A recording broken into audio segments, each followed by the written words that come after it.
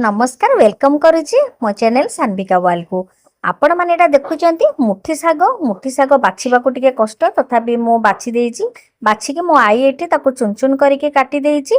मते साग खाइबा को बहुत ही भल लगे सेति भाबिली कि मुठी साग राई कले टिके बहुत भल लागिबो। एठी मो चुन चुन करके आलू एवं बाइगण को काटी देइची ताको टिके लूण पकई सिझेई देबी। एथिरे मो बेसर बाटिकी रखिची सोरिष मसला जमती आपण बाटंती सेमिति सोरिष मसला मु बाटिकी रखिची। गैस ऑन करके सेतिरे करेई बसई सेतिरे अल्प सोरिष तेल आउ टिके सोरिष सुखिला लंका फुटी सारा परे पियाज टमाटो पकई भल भाबरे भाजी देबी।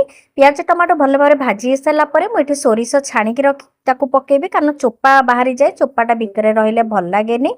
सोरिष मसलाटा भल भाबरे टिके फुटी आसिला परे मुझे आलू आ बैगण सिझेकी रखी और शाग जो काटिकी रखी से पकईदबा तापर ताको पानी मरला जाए भल भाव एमती भाजवा।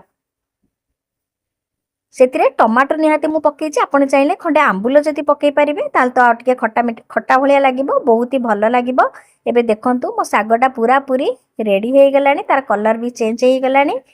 एबे बढ़िया बास्ना आसूची गरम गरम भात सांगे खाइबा को बहुत ही बढ़िया लगे। एबे मोर प्रस्तुत हो गला मुठी साग राई। थरे एमिति घरे प्रस्तुत करके खातु देखिए बहुत ही टेस्टी लगे बहुत ही बढ़िया लगे। सेमिति साग आम देह पाई बहुत उपकारी।